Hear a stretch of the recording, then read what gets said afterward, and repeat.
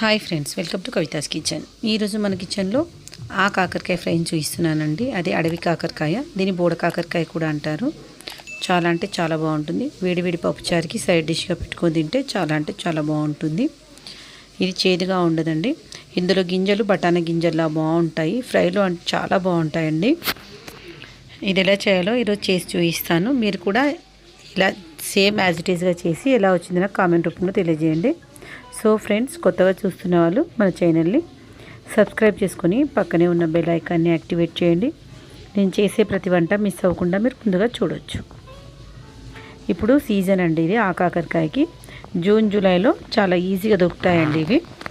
వర్షం పడుతుంటే పప్పుచారుకి వేడివేడిగా సైడ్ డిష్గా పెట్టుకొని తింటే సూపర్గా ఉంటుందండి. ఇది ఎలా చేయాలో ఇప్పుడు చూపిస్తాను. దీని కొరకు నేను ఒక ½ కేజీ వరకు బోడ కాకరకాయలు తీసుకున్నానండి. తీసుకొని వీటిని ఉప్పు పసుపు వేసి ఒక 2-3 సార్లు బాగా వాష్ చేసుకోవాలండి. దీనిపైన ఉన్న దుమ్ము అంతా వెళ్ళిపోతుంది. చూడండి, వీటిని నీట్గా వాష్ చేసేసుకోవాలి. వాష్ చేసుకున్నాక వీటిని ఒక్కొక్కటిగా తీసుకొని కట్ చేసుకోవాలి. ఒక కాకరకాయని తీసుకొని ఎజ్జలను కట్ చేసుకోవాలండి. 2 సైడ్స్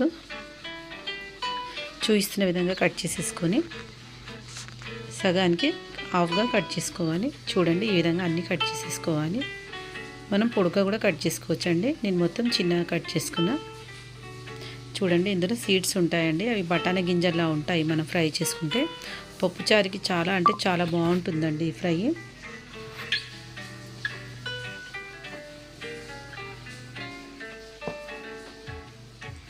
మొత్తం కట్ చేసేసుకొని ఒక ప్లేట్లోకి తీసి పెట్టుకోవాలి.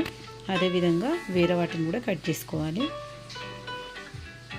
ఎజ్జులను కట్ చేసేసుకొని సగానికి కట్ చేసేసుకొని మనం వీటిని పొడుగ్గా కూడా కట్ చేసుకోవచ్చు.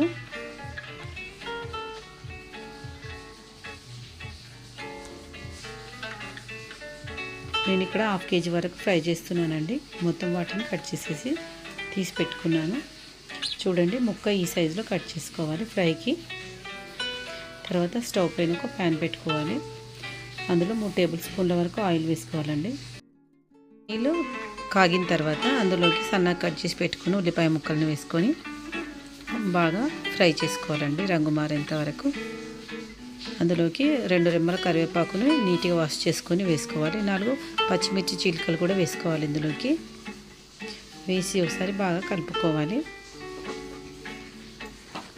తర్వాత ఇందులోకి 1 టీ స్పూన్ వరకు అల్లం వెల్లుల్లి పేస్ట్ని వేసుకోవాలండి. ఫ్రెష్ అల్లం వెల్లుల్లి పేస్ట్ వేస్తే మనకు ఫ్రై చాలా బాగుంటుంది.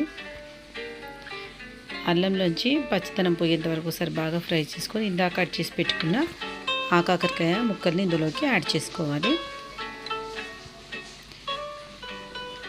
మొత్తం ముక్కలు ఇందులోకి వేసేసి ఒకసారి బాగా కలుపుకోవాలి.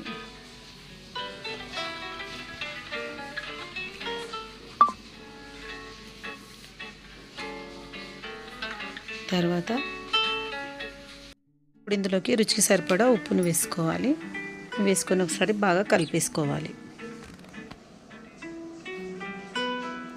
ఇలా బాగా కలుపుకున్న తర్వాత మనకు సాల్ట్లోంచి ఉల్లిపాయలోంచి వాటర్ రిలీజ్ అవుతాయండి. ఇప్పుడు ఒక 5 మినిట్స్ వరకు మనం మూత పెట్టేసుకోవాలి.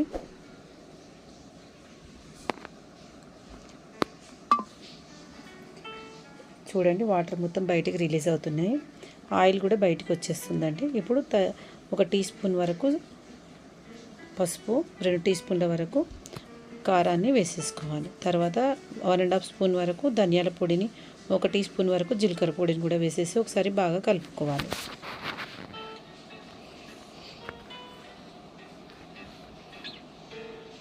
ఒకసారి బాగా కలిపేసుకున్న తర్వాత ఇప్పుడు దీనిపైన మూత పెట్టి మగ్గించుకోవాలండి.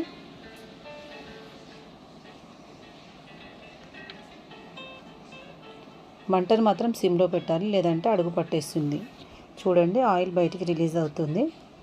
చూడండి, ఆయిల్ బయటకు వచ్చేసింది మొత్తం. ఇప్పుడు స్టవ్ ఆఫ్ చేసేసుకోవాలి. మనకు ఉడికిపోతుంది, తొందరగా ఉడికిపోతుందండి కాకరకాయ. ముక్కలు సన్నగా కట్ చేసుకున్నందుకు మనకు ఫ్రై అనేది తొందరగా ఉడికిపోతుంది. తర్వాత ఇందులోకి కొత్తిమీరను సన్నగా కట్ చేసి వేసేసుకొని డిష్ అవుట్ చేసేసుకోవాలి. చూడండి, ఇలా ఇది పప్పుచారు, వేడివేడి పప్పుచారుకి సైడ్ డిష్గా వేసుకొని తింటే చాలా అంటే చాలా బాగుంటుందండి ఇది. మీరు కూడా ట్రై చేసి మీకు ఎలా వచ్చిందో నాకు కామెంట్ బాక్స్లో చెప్పండి. ఈ రెసిపీ కనుక మీకు నచ్చినట్లయితే లైక్ చేయండి, షేర్ చేయండి, సబ్స్క్రైబ్ చేయండి. మీకు తెలిసిన వారందరికీ షేర్ చేయండి. Thanks for watching Kavitha's kitchen. Thank you.